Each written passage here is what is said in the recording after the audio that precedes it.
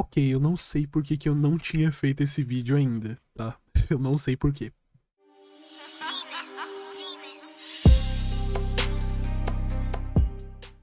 Fala aí, Gruik, bem-vindos a mais um vídeo.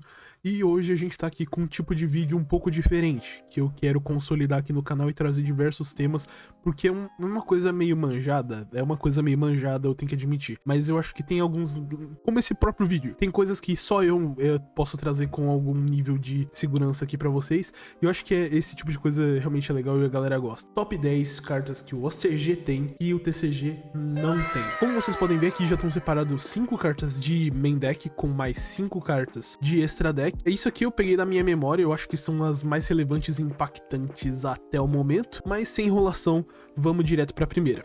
Vamos começar aqui com o nosso querido Orcust Harp Horror. Sim, a gente ainda tem a harpa no Orcust, porém, um fator interessante é o preço que a gente tem que pagar pra gente ter essa harpa A1. A gente tem aqui também a Galatea limitada e o Girso limitado. Eu costumo dizer que em mundo de harpa, Girso não pode tá 3, porque com Girso A3 esse deck é completamente fora de controle.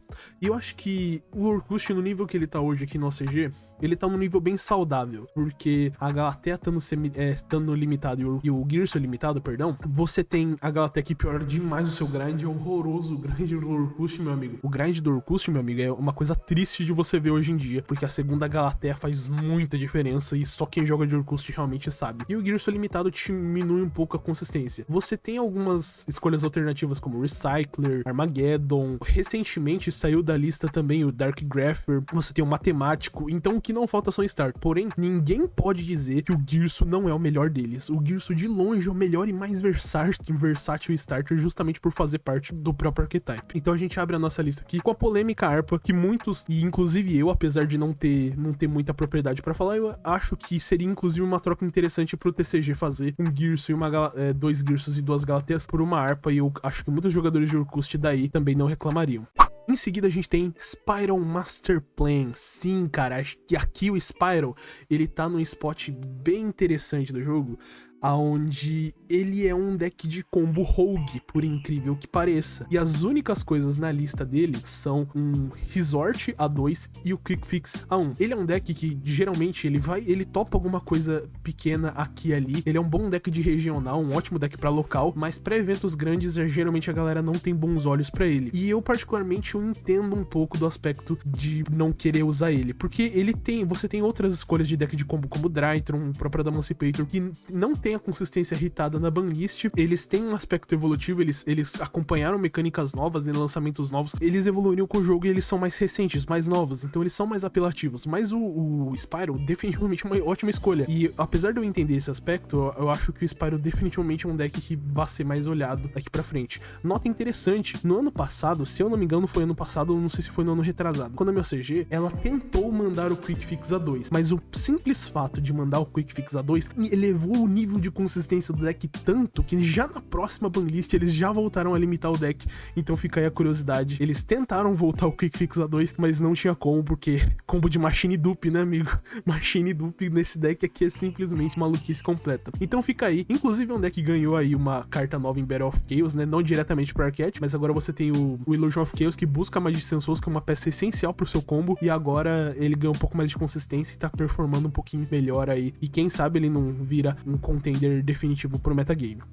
Em seguida a gente tem Luna Light Tiger, e a Luna Light Tiger ela tá aqui porque eu acho definitivamente que o Luna Light ele é um deck que a galera aqui não dá o crédito devido pra ele. Ele é um deck que joga muito bem pra cima de muitas Sand Traps, incluindo a própria Maxê, porque até em cenários onde você leva a Maxê, você com duas Special Summons a mais ali, você consegue terminar por exemplo, num Bagusca, num Dweller, um Exceed Floodgate com um follow-up, sabe? Porque só o fato de você jogar com esse deck já garante follow-up, porque a Marten fica no grave e a Tiger ele fica lupando eternamente. Enquanto você conseguir lupar isso aí, você vai ser feliz e vai ter jogo. Então eu realmente acho que esse deck aqui é um deck que a galera que não dá tanto crédito quanto deveria pra ele. Ele tem os problemas de deck de combo, né? Ele verde pra Maxê, como outros decks não perdem. Ele não tem tanto ele tem espaço assim pra TK. Eu ia usar isso como contra-argumento, mas não. Quem viu o vídeo que eu fiz de Luna Light aí, o deck ele tem um espaço legal pra TK sim. Isso aqui é simplesmente a galera esperando algo mais quebrado chegar pra talvez eles reutilizarem mais uma vez o japonês, não usando o que é velho simplesmente por gostar do que é novo. Esse deck aqui não tem nem a desculpa de ter algo na lista, porque se você procurar aqui, absolutamente nenhuma carta tá mexida. É um deck com uma mecânica excelente e não tem porquê os japoneses não usarem. É simplesmente porque é velho. Em seguida, o último monstro dessa lista é o Mecha Phantom Beast Lion, mas ele aqui eu coloco ele meio que falando sobre ele e o Jet Synchron ao mesmo tempo, porque eles são alvos de Auroradon e são alvos de Hawk que são simplesmente absurdos, tanto que o Good Stuff, o Brave Token Phoenix Enforcer, ele tá abusando demais dessa carta. Essa carta aqui em conjunção, por exemplo, com a Mirage, é um Instant Vert Anaconda, é uma carta extremamente versátil. Comparar ela, por exemplo, com o Coach Wing do Mecha Phantom Beast é um sacrilégio, entendeu? Absurdo. E em conjunção com esse amigo aqui, as builds de Hawk Turbo aqui de Good Stuff tem performado extremamente bem, e eu não acho que a Konami planeja mexer nessas engines tão cedo, por motivos que inclusive eu quero abordar em outros vídeos. É porque eu acho que a Konami OCG ela é muito mais tranquila em relação à lista pra manter carta genérica no jogo e fazer o design de carta dela ser mais preguiçoso e fácil. Certo, mas aí fica aí minha menção ao Lion, definitivamente uma carta extremamente impactante que melhora demais o combo de Hawk. E pra fechar o nosso main deck, a gente tem aqui The Graslux Green. Essa carta aqui eu realmente não entendo. Tem muitas coisas da OCG que eu consigo defender, e inclusive que estão aí nesse extra deck que a gente vai abordar daqui a pouco. Tem muitas coisas da OCG que eu consigo defender. Isso aqui definitivamente não é uma delas, porque a Grass, cara, ela é uma carta completamente fora de controle. Os decks recentes que podem exploitar ela são apenas dois que a gente tá vendo performar no momento, que é o Shadow, que ele abusa dessa carta de maneira absurda. O Shadow de 60 cartas, ele é basicamente um good spell stuff, sabe? Você coloca um monte de spell boa ali, Desires, Grass, Meltdown, Destiny Fusion, TTT, sabe? Muita spell boa num deck de 60 cartas que você vai falar pro seu oponente, ok, se eu resolver qualquer uma dessas aqui, eu ganho. E, cara, isso é completamente fora de controle. Essa é uma carta aqui que, se resolve milar bem, a sua chance de ganhar acabou de descer uns 99%. O seu win rate cai demais com essa carta. E isso aqui, simplesmente, eu não consigo defender. Eu não acho que essa daqui é uma carta que é legal você ter no jogo. Eu confesso que ela promove um tipo de deck building que eu acho interessante. Eu não gosto de jogar, mas eu acho interessante. Decks de 60 cartas definitivamente me agradam visualmente, mas não me agradam na hora de usar. Eu já usei alguns e eu particularmente não gosto, mas fica aí a minha menção a The Graslux Green. Essa daqui nem sequer defender eu consigo, porque não faz sentido nenhum, nem sequer tá a 2. Abrindo aqui o nosso extra deck, a gente tem o nosso primeiro dos 5, que é o Starving Venom Supreme King. Cara, esse bicho aqui, ele é confuso, porque 3 decks aqui conseguem abusar dele de maneira relevante, sendo que um deles é um talvez. Não são todas as variantes e builds que usam, eu já vi algumas, mas é muito incomum. Que são o Magician, obviamente, que de longe, e você ter 3 disso aqui e um do próximo colocado da lista, é basicamente você ter 4 cópias da mesma carta no extra deck, sabe? Que é absurdo, é completamente absurdo. Você tem o Zefra, e você tem aquele que eu acho que mais precisa dessa carta, sendo bem sincero, que é o Endymion Mythical Beast. Sim, o Endymion Mythical Beast, ele usa essa carta e ele usa bastante bem, cara. Eu acho que é uma carta que ela ajuda bastante, e definitivamente esse lance de copiar efeitos nunca é algo muito legal, porque geralmente é algo que você tá copiando uma carta quebrada demais. Mas o Pendulum aqui, ele é tão, sabe, deixado de lado, justamente por não ter pessoas boas pilotando. O Pendulum, ele me assemelha muito ao Spyro e ao Lunalight. Eu acho que o que falta aqui no OCG são pessoas boas se interessando por esse tipo de deck, porque ele é um tipo de deck muito interessante, porque ele aparece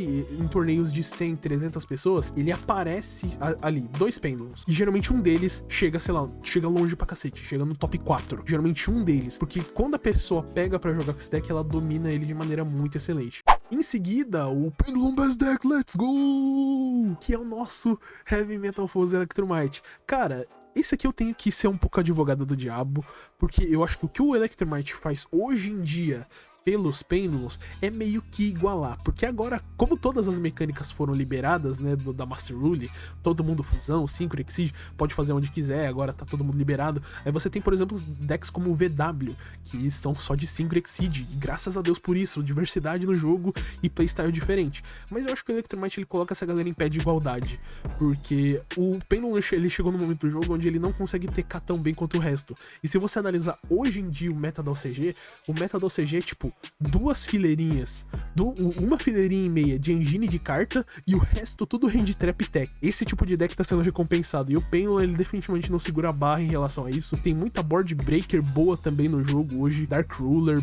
Oblitera esse deck, uma carta que tá sendo usada nos main decks da galera, que é o Forbidden Droplets. Entendeu? Eu acho que, não sei, cara, eu acho que ele não tem esse espaço todo, apesar de ser muito explosivo, garantir muito follow, ter um jogo muito bom, você perde fácil pra essas cartas e de novo, o mesmo argumento do Starving Venom, faltam pessoas boas de verdade, pessoas que se dedicam ao jogo de forma semi-profissional ou profissional, pegando pra pilotar esse deck de verdade, porque se você vê a maioria dos canais de competitivo, o que abordam o competitivo de forma séria, eles nunca recomendam o Pendulum, porque eles sabem que é um deck, além de ser difícil de jogar, ele é muito...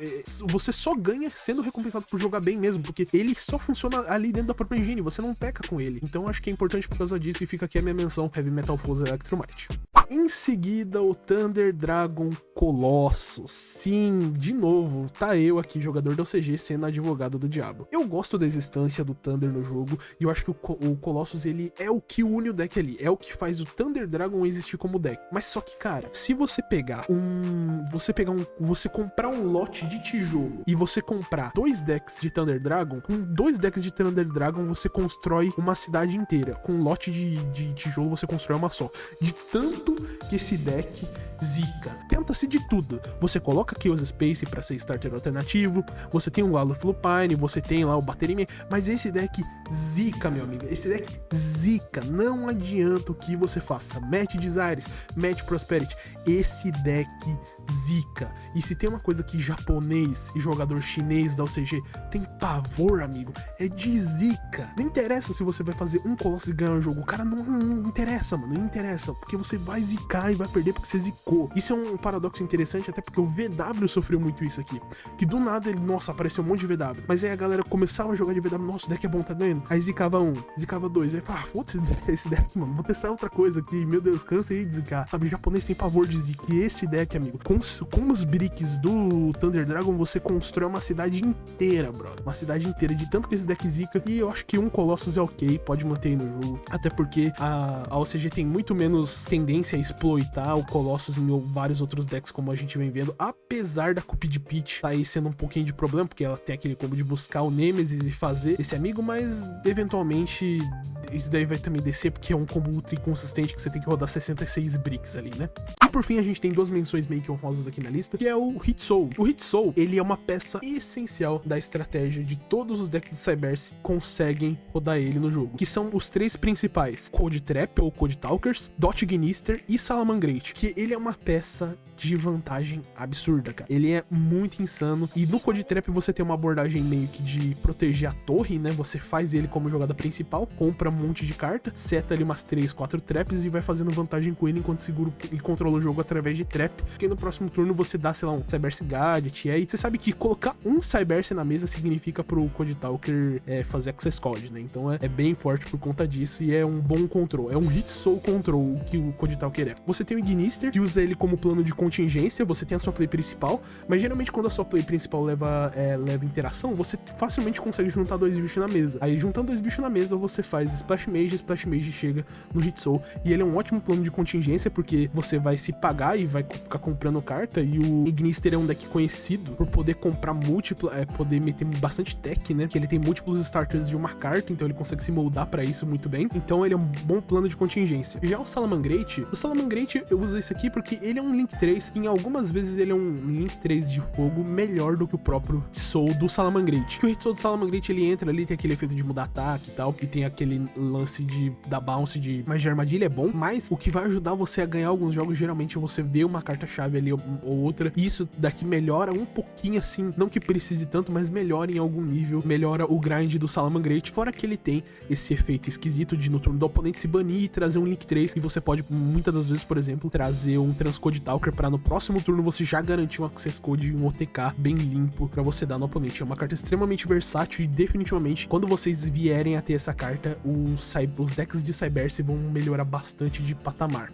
E por último, o Borrowing Dragon. Eu deixei o Borrowing aqui por último porque eu acho que ele é uma carta que define quando o Dragon Link ele vai voltar a ser um deck bom aí pra vocês. E como vocês perderam os Strikers Dragon, o Dragon Link ele tá com um grind bem ruim, e o Dragon Link ele já não é conhecido por segurar muito follow-up em relação aos outros decks de combo. Então o Borrowing ele é esse powerhouse, ele bate em todo mundo, não morre por batalha, não morre por efeito, não pode ser alvo, é a típica carta que jogador de combo adora, e ele é a peça perfeita pra amarrar o Dragon Link de novo e trazer ele de volta pro competitivo. E igual eu comentei, não morre por batalha, não morre por efeito, não leva alvo, e ainda ele é um spot negate que não pode ser respondido e gera follow nesse processo. Então, cara, essa carta é perfeita, e quando ela chegar, o Dragon Link muda completamente de patamar e ele volta a ser um deck que as pessoas vão olhar e vão respeitar ele um pouco mais. E por isso fica aqui a minha menção ao Borrowing Dragon para fechar a nossa lista. Enfim, rapaziada, era isso que eu queria trazer no vídeo de hoje pra vocês. Eu espero que vocês tenham gostado desse tipo de vídeo. Se você gostou desse tipo de vídeo, comenta aí embaixo cartas que talvez eu tenha esquecido, porque eu posso trazer em futuros vídeos abordando esse tema também. É um tema bem interessante e eu gosto geralmente porque são a maioria desses decks aqui eu jogo, já joguei, ou eu gosto bastante. A maioria deles, tirando a Grass, quem usa Grass não tem coração, tirando ele, a maioria desses decks aqui eu conheço tem um grande apreço, e eu imagino que vocês também, certo? Comenta aí embaixo, você queria que alguma dessas cartas aqui vocês tivessem também? Eu sei que o Colossus, ele, por exemplo, ele tem um hate absurdo, então destile aí o seu ódio contra jogadores de Thunder Dragon, ou seu amor em relação à Harpa e a Master Plan e a Tiger. Enfim, é isso, fiquem com Deus, Griômio, vazando.